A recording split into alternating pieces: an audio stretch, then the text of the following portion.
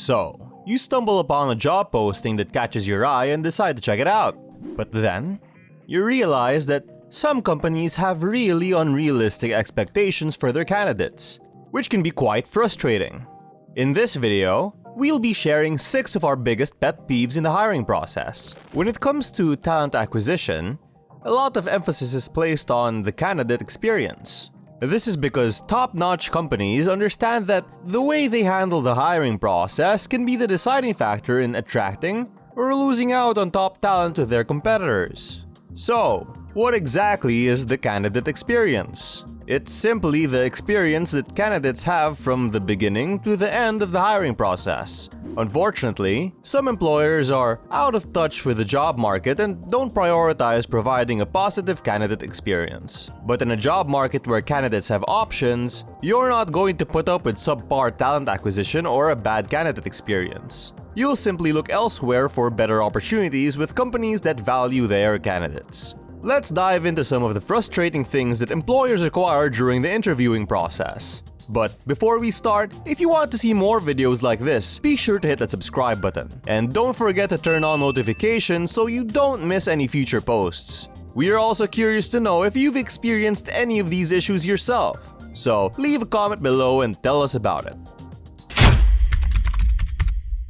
First up, we have outdated applicant tracking systems, ATS. When ATS first came out, they were a great tool for companies to organize candidates and streamline the hiring process. However, many of the older systems have become bulky and outdated. If companies don't make an effort to keep up with modern trends, they'll fall behind. From a candidate's perspective, uploading a resume should be enough. Having to fill out a manual application is just repetitive and frustrating. And from a recruiter's perspective, they usually just look at the resume and ignore the manual application anyway. In fact, some job seekers have abandoned applications because the system is so antiquated. This is a red flag because if a company is this far behind in technology, what else are they lagging behind on? It shows that they're not investing in their business, and that's a sign that they won't invest in you either. Employers, if you're still using outdated ATS systems, it's time to modernize and keep up with the times. Your competitors are already ahead and you don't want to fall further behind. The next issue we are discussing is related to the first one.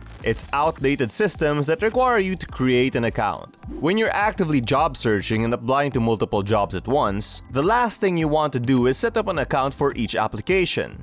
It's a tedious and time-consuming process, and if you don't end up getting the job, it's a complete waste of time. The only exception to this is if you are interested in multiple positions within the same company. In that case, creating an account can make it easier to apply to different jobs without having to go through the application process all over again. However, it's important not to apply to too many jobs at once because it might appear as if you lack focus. Moreover, you'll start receiving spammy emails about unrelated jobs you didn't even want. If you don't get the job, your name is just added to a list of candidates who weren't even wanted in the first place. This doesn't create a positive candidate experience. Essentially, the employer is creating a pool of candidates that they can recruit from later, while candidates are investing their time and energy in something with a low probability of success.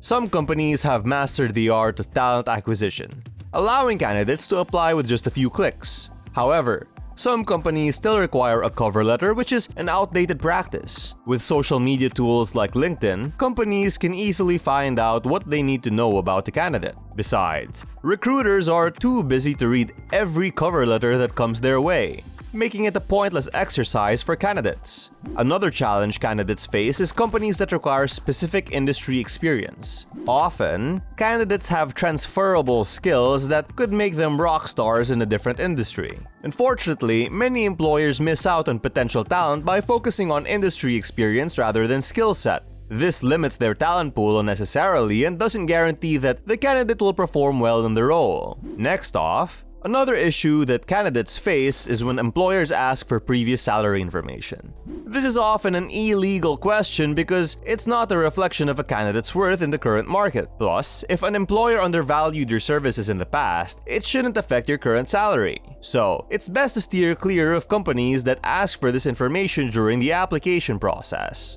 The last major issue we need to discuss is the requirement for references. If you're asking for references during the application stage, it might might be seen as out of touch. Legally, these references are a sensitive matter, and most employers are hesitant to give out much information due to the potential liability. Additionally, who is going to give out a bad reference? Although there are some cases where candidates give negative references, which can be confusing, the bottom line is that references are unnecessary and outdated.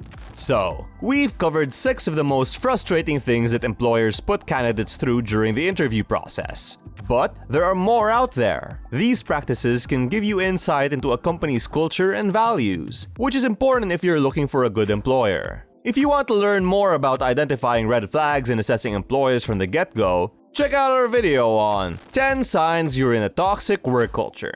Thanks for watching, happy job hunting, we'll see you in the next video.